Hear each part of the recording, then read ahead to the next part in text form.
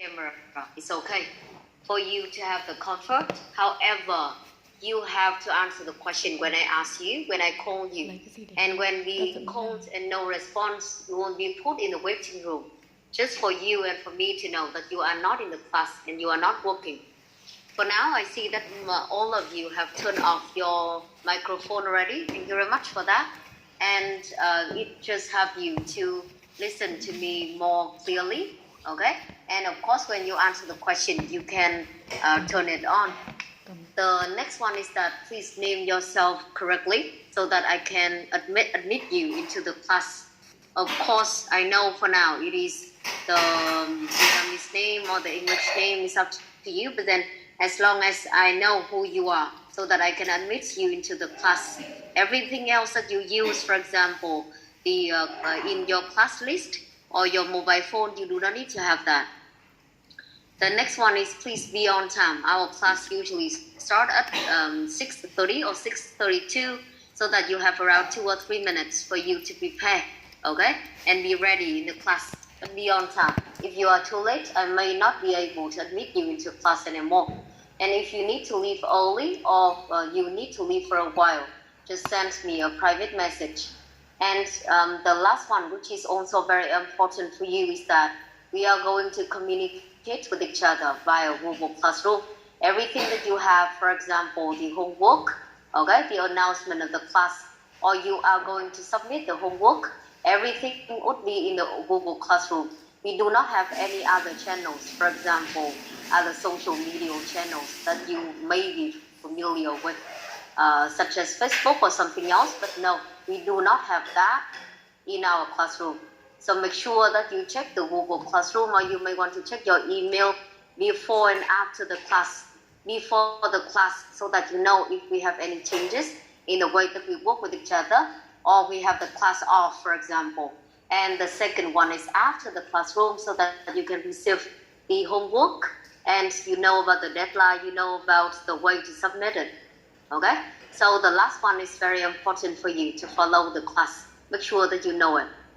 So as I said earlier, we just have some few rules in the class, but then it will help you to work with me in around 15 weeks, except somebody or some of you have been working with me before. So I think that it is very familiar to you. But then for anyone that we haven't worked with each other, you may be familiar with the class rules or the Zoom rules in your school already. Just apply it here. Okay? And I also suggest you to have a quiet place to study so that when I call you, I can hear you clearly rather than just the background noise. Our class would be in on 2 days of the week, Monday and Thursday. And as I said, we will have 2 hours together from around 6:30 to around 8:30. And for each week, for each class, we will have a different skill. Know about the order of the skill, please, so that you can have better preparation for the class. Today is the very first lesson together. We will have the writing. Next one, we will have speaking. And the next one, after that, we will have reading and listening. Okay? So we will follow that order so that you can have the better organization of your own study. And also you can know what is the skill that we are going to work with. And of course, in the class, I encourage questions. So in case you have any questions, if you are not clear of anything, you can send me a text so that I can answer your question. Do not wait until the end of the class. You may forget it, okay? Or you may not be able to receive the answers on time. So again, if you have any questions, just text me. And in Zoom, of course, we have the private message. If you want to send me something just private, it is totally okay. And in our class, as I said to you in the Google Classroom already, we may have to work with each other on Zoom or Google Meet as well, in case one of them encounter trouble issue. So we need to have the backup plan. In case we have to work on Google Meet, it is pretty similar. I will send you the link 30 minutes before the class. And if I do not send you any announcement for Google Meet, any link for Google Meet, it means that we will work with each other on Zoom. Okay? In some classes, if we do not have the backup plan, and Zoom or Google Meet encounters trouble issue, I do not think that we have the smooth one. So that's why I think 2 ways or the alternative one would be better, would be ideal for us. Okay? So that's everything about the class. And as I said earlier, because now you are pretty familiar with the online learning already, but then in case you have any question, just tell me. And today, if you are learning with me, it means that you know our aim. So we have to work with each other via the theory in class and the practice by your homework as well. It plays an important role, or to be exact, more than 50%. So please follow that.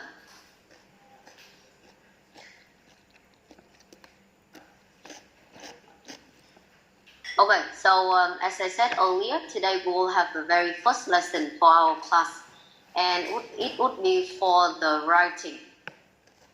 It would be for the writing, and then after that, we will have the speaking later in another lesson, in the next lesson, not today. So we'll focus a lot on the speaking and the writing, and we will have just one lesson for you in terms of reading and listening. Okay, now let's look at this one. The very first one that we have is that I want you to look at or understand about the formats of the IELTS writing test. Some of you here, you have learned or you even have taken the real test before, so you know about the format. But then anyone that you haven't exposed to or you haven't learned or taken the real test before, you have to know exactly what we are going to go through in any kind of the test, not just in the IELTS one, but any other one. Okay? And in the IELTS one, we have 2 tasks. Please listen to this one. Before we have learned, we are going to learn each task together. The first one is the describing chart or graphs. Okay? And of course we'll learn about this one, but then in Vietnamese it is trong cái task số 1 này các bạn sẽ cần phải mô tả một cái biểu bảng. Và cô nói với các bạn một chút này, đối với những bạn kể cả học rồi hoặc là chưa học nhé, thì cái việc mà chúng ta mô tả biểu bảng thường sẽ là cái loại task mà nó unfamiliar hơn so với cái loại mà các bạn phải viết một bài luận. Bởi vì ở trường đại học hoặc là các cái cấp như là thậm chí là cấp 2, cấp 3 mà các bạn làm quen với phần viết ấy, thì chúng ta sẽ thường có việc viết đoạn hoặc là viết luận trước. Đấy là một trong cái kỹ năng của việc viết mà các bạn được giới thiệu hoặc các bạn được hướng dẫn ở trên trường rất là nhiều. Nó không quan trọng là IELTS hay bất kỳ một kỳ thi nào, nhưng cái việc viết luận hoặc là việc viết đoạn của các bạn ấy, nó đã được giới thiệu rồi và các bạn thậm chí là có viết được những cái loại này trước đây. Tuy nhiên đối với task 1 của bọn mình ấy, là loại mô tả biểu bảng, thì đây là một trong những cái kỹ năng cần thiết, thậm chí là của đến bậc đại học ở Việt Nam là undergraduate hoặc là graduate students, là sau bậc đại học. Cho nên đối với nhiều trường, có trường thì làm quen từ khi còn rất nhỏ các bạn ạ, nhưng có những trường mà thậm chí là đến cấp 2, cấp 3 còn chưa được tiếp cận với cái phần là mô tả biểu bảng này. Nên đây sẽ là một cái phần mà được gọi là lạ hơn, mới hơn thôi. Nhưng điều này không đồng nghĩa với việc là đây là một cái task nó khó hơn cho các bạn. Nhưng các bạn sẽ cần phải hiểu là mình đang cần trải qua cái gì và lớp chúng ta sẽ cover những cái gì. Okay? So task number 1, of course I won't introduce to you later, but then you should know that it is the description that you are required to write for chart and graph. And usually you have around 20 minutes for this one. I will explain to you that why we should finish this one in around 20 minutes. The next one is for the essay. As I explained to you earlier, essay is pretty familiar to many of you in school. It doesn't matter whether you have learned IELTS before, it is not important. But then in many schools in Vietnam, even when you learn in secondary school or high school, you are introduced with the essay or the paragraph writing. And it is a very good foundation for you to move on. So in the IELTS test, we have some kinds of questions that you will have to answer. So now please look at this one, okay? To know about the kinds of questions that you are going to have. The first one is discuss both views and give your own opinion. The second one that you have is, do you agree or disagree?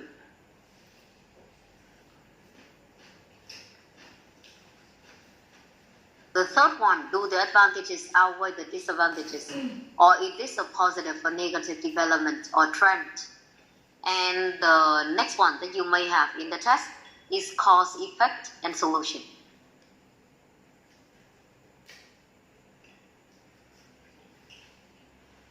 Trong lớp ấy thì chúng ta sẽ được hướng dẫn hoặc là chúng ta sẽ được giới thiệu về những cái loại câu hỏi này. Nhưng trước hết các bạn ơi, là các bạn sẽ cần phải biết được các cái tên gọi của loại đã. Đúng không ạ? Để mình biết là người ta đang hỏi về cái gì. Sau đó rồi thì bọn mình sẽ có cách tốt hơn hoặc hiệu quả hơn để giải quyết thôi. Chứ cũng có rất là nhiều cái loại câu hỏi ở trong này mà các bạn đã viết trước đây rồi. Hoặc thậm chí là các bạn đã được hướng dẫn rồi. Nhưng xin nhắc lại là những bạn mà chúng ta chưa có tiếp cận với nhiều loại câu hỏi ấy, thì ít nhất là cũng quen mắt trước đi. Để xem là những cái câu hỏi mình đang có ở đây nó là cái gì. Thì may sau khi nhắc lại hoặc là khi mà chúng ta học về những cái loại này thì các bạn sẽ biết là tên gọi của nó thì đang yêu cầu về loại gì, về những cái thứ gì mà chúng ta có. For example, the first one that you have here, discuss both views and give your own opinion. Of course, we have the word discuss and both views. So you are supposed to have, or you are expected to answer the question with two views that they give you, not just one. The second one, do you agree or disagree?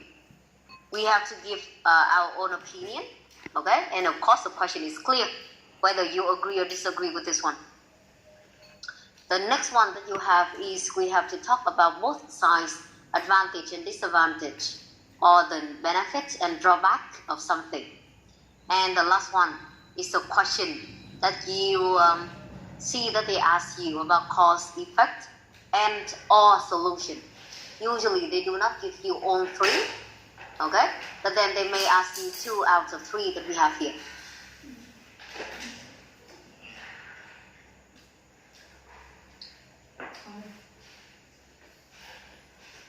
Now today we'll look at task number 1. It is the very first unit that we have for task number 1. It is describing chart, graph, process, or the map. Okay? It is for task number 1. And class, please understand that in our class we will have task number 1 and task number 2 take turn. Rather than you learn everything about task 1 and then you move to task 2.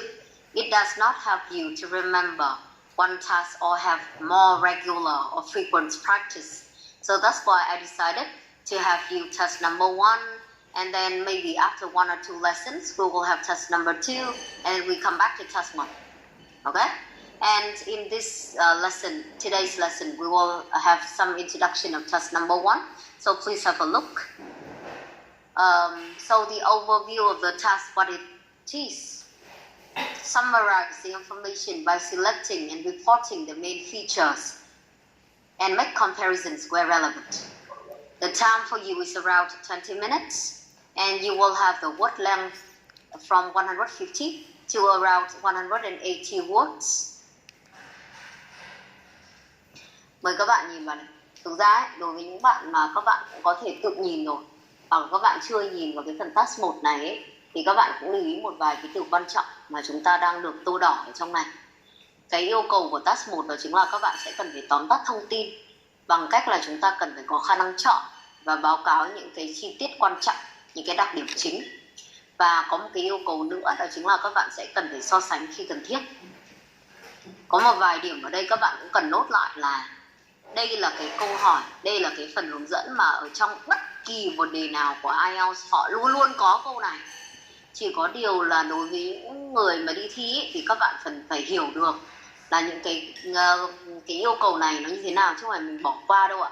Cái việc bỏ qua cái phần yêu cầu hoặc là phần overview của the task sẽ là một cái lỗi chết người trước khi mà chúng ta học là sẽ làm như thế nào. Bởi vì trong lớp thì các bạn sẽ cần phải có bản chất của đề, chứ không phải là chúng ta chỉ có yêu cầu là trong này nó có các bước này và mình follow một cách gọi là without understanding. Thì ở đây nó có một vài thứ trước khi chúng ta làm việc với nhau này. Đây là một bài tóm tắt chứ không phải là bài kể. Cái việc list ra nó khác các bạn ạ. Cô sẽ nói với các bạn một vài lỗi của những người mà không để ý về yêu cầu này. Đó chính là nếu các bạn có list ra đầy đủ tất cả các thông tin đi chăng nữa thì cái việc này cũng không giúp cho các bạn được điểm cao đâu. Bởi vì đây là một bài yêu cầu là các bạn sẽ cần phải có tóm tắt. Và kỹ năng quan trọng của phần task 1 đó chính là các bạn sẽ cần phải có khả năng chọn ra được những cái main features, cái nào là cái chính mà chúng ta sẽ cần phải đưa vào bài. Thì đấy là cái điểm của yêu cầu đầu tiên. Nên là những cái từ mà cô đang tô đỏ trên màn hình thì đấy là cái phần quan trọng. Và sau đó cái yêu cầu thứ hai là mình sẽ cần phải so sánh. Chứ không phải là các bạn chỉ liệt kê ra các con số của mỗi phần một cách riêng biệt hoặc độc lập, mà mình sẽ cần phải xem là nó có mối quan hệ, hoặc là cái so sánh của nó cao hơn, thấp hơn, hoặc là cái sự phát triển của cái con số đó nó như thế nào thông qua thời gian. Cái thời gian mà các bạn có thì tầm khoảng độ 20 phút rồi.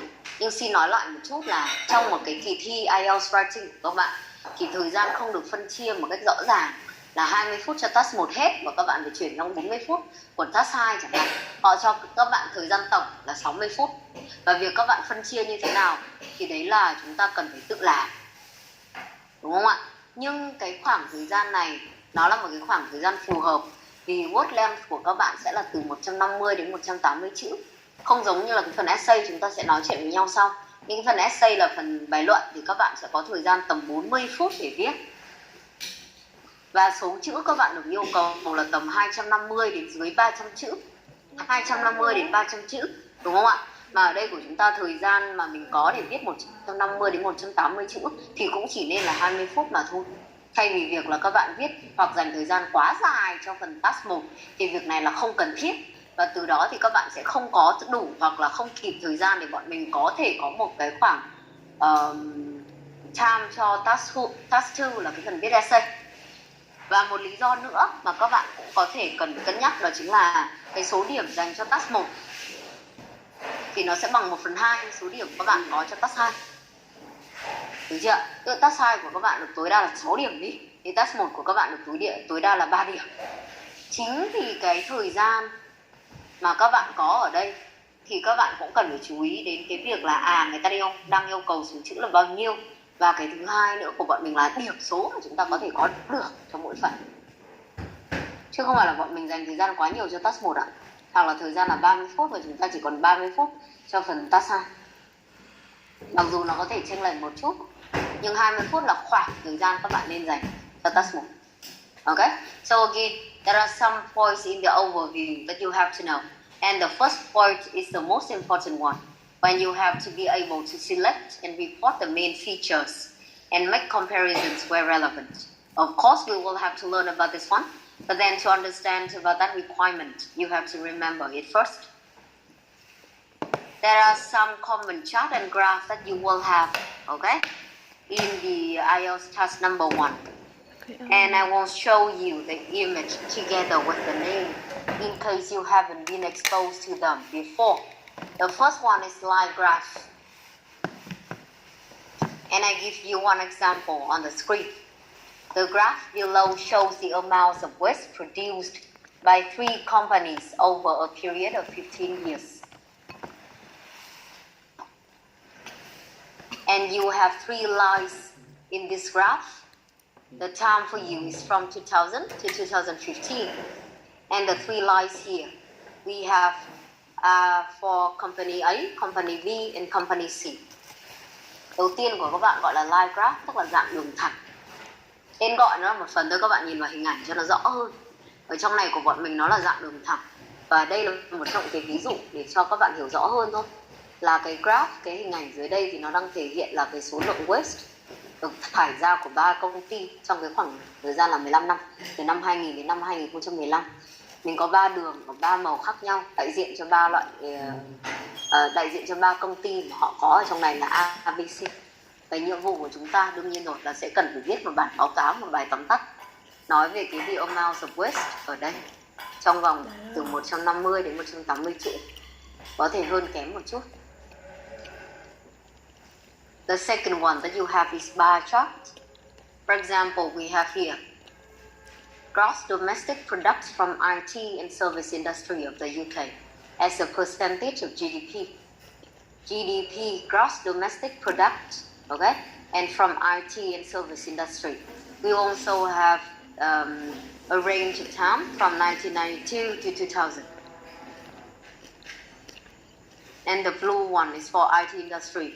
And the purple one is for service industry. Lần bar chart này của các bạn có nghĩa là một cái dạng cột, ở trên của bọn mình là dạng đường thẳng, còn bar chart ở đây của các bạn là dạng hình cột, được chưa? Và đối với bài này của bọn mình thì cũng đang có hai cái industry mà các bạn cần phải so sánh với nhau, cần phải báo cáo là IT industry, và chúng ta có cái thứ hai là service industry. Đây cũng là một loại hình ảnh mà chúng ta có khoảng thời gian rõ ràng từ năm 1992 đến năm 2000. Các bạn nhìn trước đi nhá, các bạn ơi, cô xin nói lại là đây nó là phần ví dụ để cho các bạn biết được hình ảnh của chúng, nhưng cô cũng đưa ra những cái thông tin quan trọng để cho các bạn có thể biết luôn. The next one that we have is pie chart.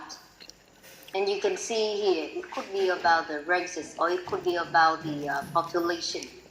Because we have Hispanic, white, African American, American Indian, Asian Pacific, or other. And you can see that in the pie chart, we have the percentages of each element. For example, 45.4% for Hispanic, or 35.7% for white. Okay, and the pie chart here, usually in the test, you will have more than one, I have to tell you, because one pie chart is pretty easy, and it is not the common one that you have in the test. Loại pie chart mà các bạn đang có ở đây là dạng hình tròn, đúng không? Được chia làm các cái phần, và nó ở dưới dạng phần trăm. Ví dụ như ở trong bài này thì các bạn có thể thấy có thể là các cái nhóm population mà bọn mình có chẳng hạn, và người ta đưa ra các cái con số phần trăm rất là rõ ràng. Khi đi thi thì có thể là có nhiều hơn một pie chart, chứ không phải chỉ có một pie chart như các bạn đang nhìn thấy ở trên hình, như là một ví dụ. Tiếp theo của các bạn ở trong này đó chính là phần liên quan tới table và dạng bảng. For example, the table below gives information on the problems faced by children in two primary schools in 2005 and 2015. Percentage of children with different educational problems in two primary schools. And totally we have 7 problem areas. 7 problem areas. And you have 2 years, 2005, 2015, in different schools, school A and school B. Usually, table is considered a difficult task because you can see that we have pretty a lot of data, or you have pretty a lot of figures that you have to be able to select and compare more than other questions. Trong này thì các bạn có thể thấy là mình đang có 7 cái loại problem areas, và họ yêu cầu các bạn sẽ cần phải so sánh của các năm là 2005 và 2015, thậm chí là còn có của 2 trường nữa, chứ không phải chỉ có 2 năm không ở một trường. Đấy, cho nên là cái loại table này có thể được coi là một cái loại nó tricky ở điểm là chúng ta có khá là nhiều con số, nhiều thông tin, và chúng ta sẽ cần phải có cái khả năng hoặc perform được cái ability để select, và các bạn make comparisons nhiều hơn ở một số dạng khác nếu nó có ít dữ liệu hơn so với cái dạng table này. Thì đây sẽ là cái loại thứ tư mà các bạn có. Okay, the first one is line graph, the second one is bar chart, the third one pie chart, and the fourth one that we have here is table.